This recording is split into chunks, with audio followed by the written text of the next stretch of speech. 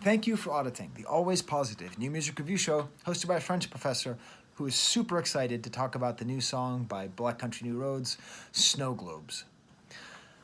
Now, I'm in my office. It's my first day back at work. I had a complete technological breakdown in one of my classes. Did you know teachers have nightmares about teaching the same way students have nightmares about learning? It's true. I had a nightmare day. It was fine. My students were nice. But I've been excited all day to get in here and to talk about this new song by Black Country New Road, especially seeing as it is actually snowing right now. Maybe at the end of the video I'll take you out to look and see I'm actually in a little snow globe right now. I live in Rochester, New York, which for about 8 months of the year is a snow globe. Now, what's so exciting about this song and about this album is these drips and drabs. This is the fourth single. All the songs are so different, yet they're unified in their production. How they're all recorded for the most part live. It gives them this raw feeling, this feeling of a band really together working on something, and a complicated interplay between a couple of things, between sort of polished and raw, and also between dissonance and resolution. And that's really what we hear in this song all the way throughout. So what I want to do is I want to just go music and then words, because the words are going to take me a while to decipher and to talk about, and at the end, my conclusion is going to be, I don't know. I think that's the proper response to the lyrics, to everything that we've heard so far from Black Country New Roads, is whatever they're singing about, it's real, but it is very inscrutable. So let's get to this music. Complicated and simple. Now, I don't have my guitar with me on campus, but I can play this song. That's how good I am. I can play a Black Country New Roads song on guitar. The reason I can play this song is because it's 36 notes, played on a single, played note by note, single notes on single strings, on quarter notes, ding, ding, ding, ding, ding, ding, ding, ding. It's actually, thinking about it, it's actually a lot like the opening, because the song opens with this guitar playing these notes. The first 8 notes are the same note. That same is kind of a dinging sound. Reminds me a little bit of Driver's License by Olivia Rodrigo. I think, controversial take, we could put these songs next to each other and find more similarities than differences. They're meaningful, they're powerful, they're emotional, and they have this sort of droning quality. And that's the thing about this whole song. The 36 notes that are played by this first guitar, right? Guitar 1, are just repeated all the way throughout the song. There's a couple different parts, and there's lots of different instrumentation, but underneath it all is this note, these notes, these 36 notes. And the way they're played and the way they're constructed is they almost sound kind of random. It goes from D to C sharp, to G, to B, to C sharp, to G, to F sharp. I mean, it's not like a typical progression, and you're not really thinking of it as like, it's not what you'd predict. Each note, the next note they go to, isn't one you'd predict. So there's a fair amount of dissonance, but at the same time, it does have a resolution to it. It does have this feeling that reminds me, in the whole album so far, a lot of what I listened to has a very oceanic feel. It feels like waves. And there's, to a certain degree, these notes going underneath, it's like the repetitiveness of the waves underneath you. So here we have this crazy guitar going on 36 notes. 8-minute song. I mean, I want to call this song epic because it's 8 minutes long, but it's not really epic. It's super intimate. There are lots of dynamics, but fundamentally, it's this intimate, repetitive melody that really gives the song its strength. But it's not just that first guitar. The real strength comes from the repetition of another 36 note guitar line. This is guitar 2. The second guitar, also 36 quarter notes, broken up into sections of playing the same note 4 times or playing the same note 8 times. But they're different notes. And the way that they play, the way that they sound next to the original line, the original guitar line, is often dissonant. It's often unsettling. It's not exactly what you'd expect. It does slightly different things than that first line. I wrote it out. I thought it'd be fun, so I wrote it out. I made a little I made a little chart for everybody. So we got guitar 1 and we got guitar 2. Guitar 1, guitar 2. So this goes through the first time, plays through the entire series of notes, the kind of unexpected turns, starts up again at D. So underneath that, when the second guitar comes in, is an A. It doesn't sound too bad. This sounds a little bit more dissonant, the C plus and the E. And then we have this interesting thing, where the G on the first guitar is played for 8 notes, but halfway through it goes from D up to a B. 4 more notes in B on the second guitar is then joined by the B on the first guitar. Black Country New Road does so many things so interesting and so well. And I don't blame you if you don't, if you don't pick it up. I had to write this down. I had to look at these notes and think about, and I'm not a music theorist or whatever. I'm sure Adam Neely could do a much better job than I'm doing of describing the dissonance and all that. But when we hit those 4 notes, the B's all together, it's such resolution. And it's in the middle of the phrase. And what's fascinating is, the first one goes down, and then the second one goes down, and then the first one goes down, and then the second one goes down, and then the second one goes up, and then 4 notes later, the first one goes up, and then they split again. So there's even this sort of sense that they're kind of going along, that they're following, and they're going down and up at the same time. And then at a certain point, they match, and then one goes up and one goes down. More wave-like, more interesting interplay. And look what happens. This second guitar, it's playing D for 8 notes with the G and the F sharp over it. I mean, F sharp and D, that really doesn't resolve very well at all. But look at what happens. The final note of the second guitar is the first note of the first guitar. So these 2 guitars together are playing 64 notes. And they're only ever playing the same note at the same time for 4 of those notes. But it still has this release and rejoining, this feeling that gives it that sense of tension release, of dissonance and harmony. So it's only a 36-note song, but there's so much in those notes. I also made a little design like that, which sort of helps you to understand that the second guitar becomes this first guitar note, and this is that little moment of harmony that's in the middle, or synchrony in the middle. But we're not done, obviously. It's not just guitars. At a certain point, this is kind of like hissy sound, and this is part of what I love about the production choices that are going on here. A rawness, with these kind of voices and kind of a hissy sound. If you're in some kind of Hollywood studio, they take this out, but it really lends to the atmosphere of the song. And then there's this saxophone that comes on along with sort of ethereal voices, and then eventually some violins start whining, and then the drummer goes. At this point, I really should know the name of the drummer. Feel free to tell me in the comments. I know the lead singer's name is Isaac now. I knew that from a couple of videos ago, and I know the producer's name is Sergio. The producer's name is Sergio. The drummer is just he's really the star of this song, because rhythmically, the guitar is the consistent thing. That's the thing that doesn't change. That's the actual beat of the song. Whereas the drums get super syncopated. There's basically a drum solo.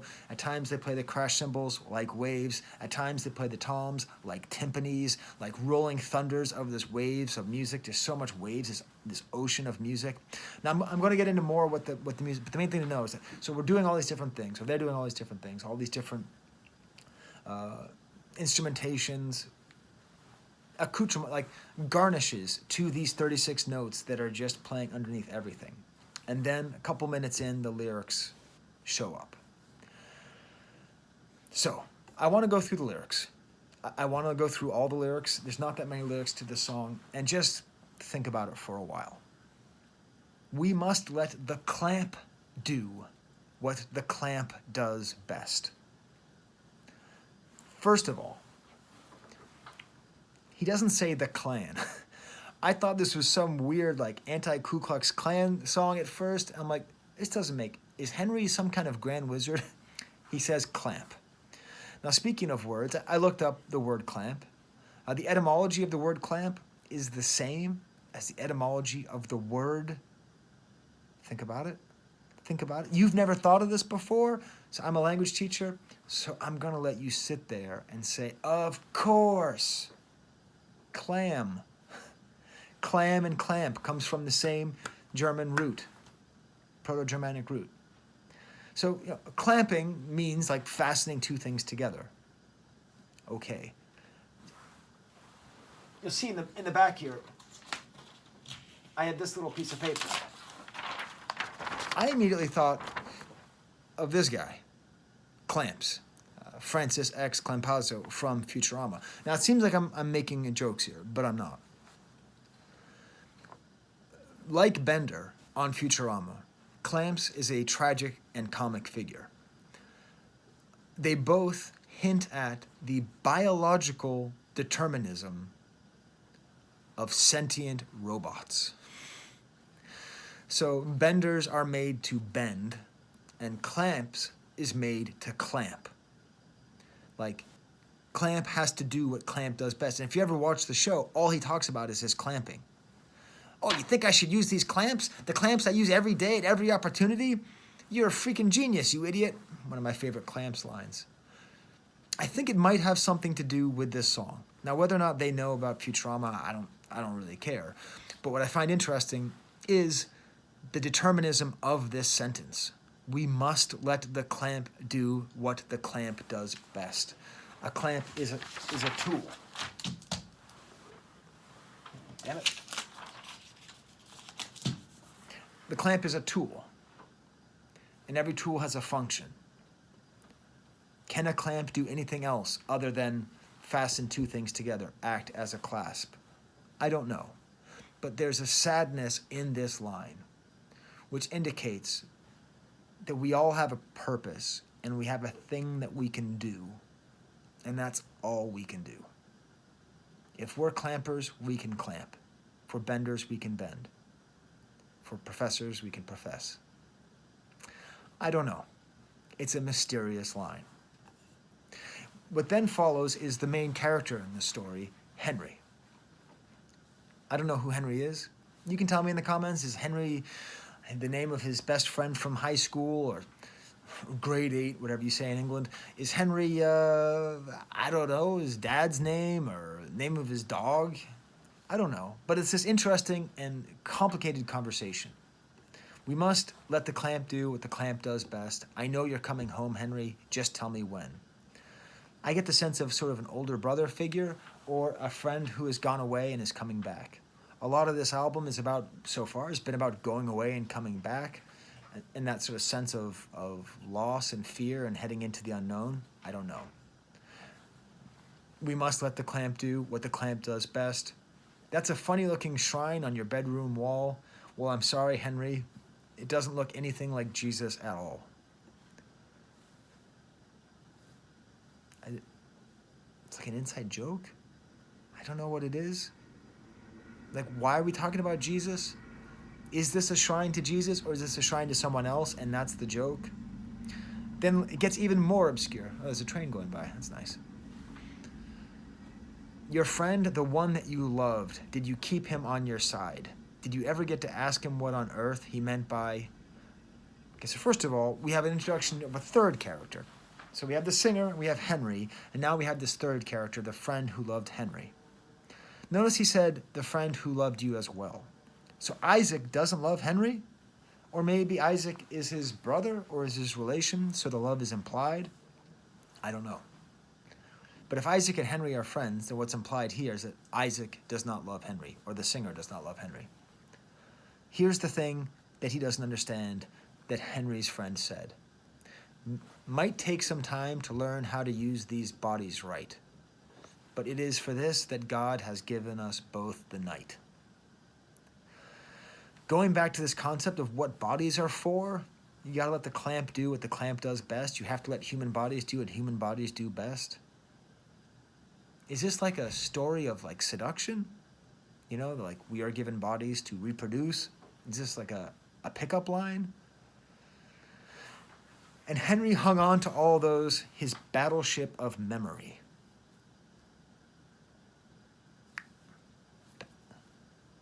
Back on the waves. We're back in the ocean, right? His battleship of memory. So are these the memories on the kind of shore, on the waves of this song? At this point, by the way, the drums are just becoming a drum solo. Still the same 36 notes, ding, ding, ding, ding, kind of offbeat, super brave production. You know, they recorded this mostly live, so the drummer had to really be on. Henry hung on all to those, his battleship of memory, a small nation of souvenirs. It's great poetry. I don't get it. I am here to say, in my Buster Brown suit here, Professor of Literature, I don't know what the hell he's talking about. But I don't think I need to. Like, I understand where he is. And I think it's intentional. I don't think we're supposed to decipher this. This isn't some kind of code where we can crack it. You know, it's not like, you know, if you put all these coordinates onto a map, you'll find the Magna Carta, right? Like, it's not a treasure hunt. But what we get is this image of these relationships, of somebody who wants something from Henry who's not getting it, a kind of fractured relationship with Henry, and then this other person who he loved, who's talking about his body, and then clearly Henry is holding on to these memories. Maybe Henry has forgotten the singer. Maybe that's what this is about. Souvenir, of course, is a memento from a place.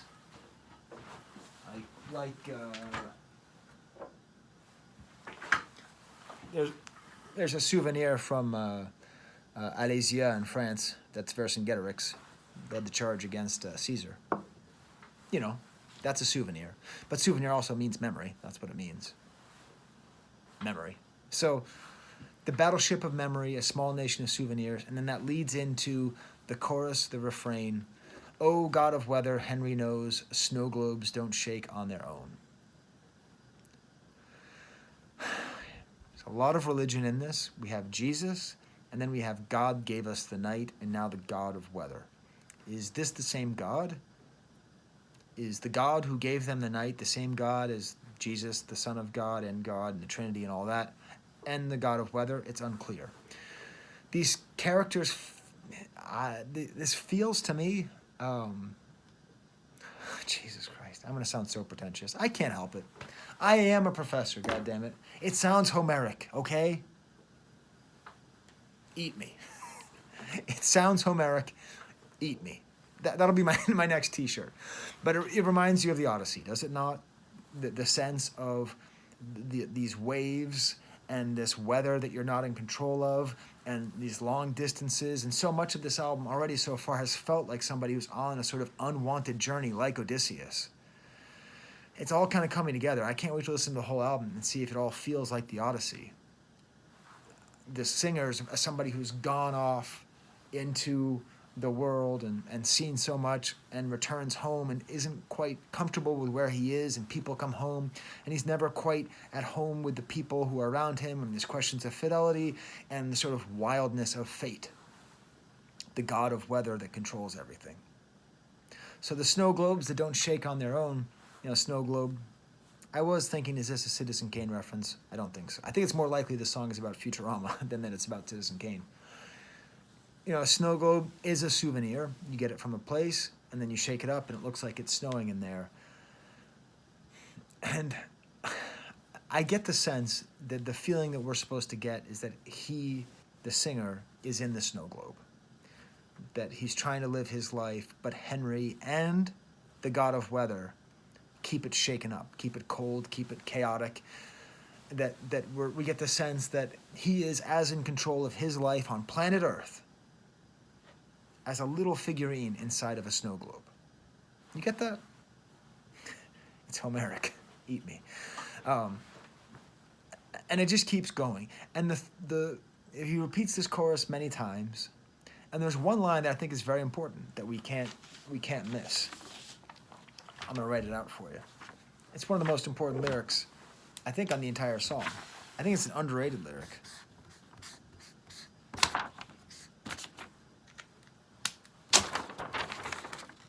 Ah! Over and over again at the end of this, snow globes don't shake on their own. Ah, it gets increasingly emphatic, increasingly emotional. Again, I think this is on purpose. I think he's really trying to show his emotions, this sense of feeling powerless in his care for this Henry character, his inability to communicate with him, this feeling of being in a snow globe and all locked up. And as he repeats this chorus over and over again with increasingly emphatic ahs, which we might confuse with, again, sort of an epic poem thing of the oh, fatal fate, oh, cruel Poseidon. The drums just go off during the repetition of this chorus, just like a drum solo. If it weren't for the guitar doing the ding, ding, ding, ding, we'd be totally lost. The violins eventually settle into a kind of Philip Glass, kind of arpeggios like that. Sometimes the drums cut out and it's just violin and guitars, some organ maybe in the back, maybe. Then just a guitar and a saxophone. And then we're left with just the guitars. And we return exactly where it started. This cycle, much like there is a cycle implied in these notes, how even though they diverge, they converge, and converge there is some kind of sense of resolution at the end. It feels, though, like it's the resolution of futility. Like, it's not like things are better now. It's like things are the same now. Nothing's changed. I've been through this ocean. I've been trapped in this snow globe, and I can't get out. It stopped snowing. God damn it. My videos are too long. I'll show you anyways. You can at least see the snow on the ground. Let's see if... you see out there? That's my campus. Back at it. Okay, well, until Black Country New Roads releases their album in February, I assume this is it. So on behalf of myself and Francis X. Clampazzo, there's the camera.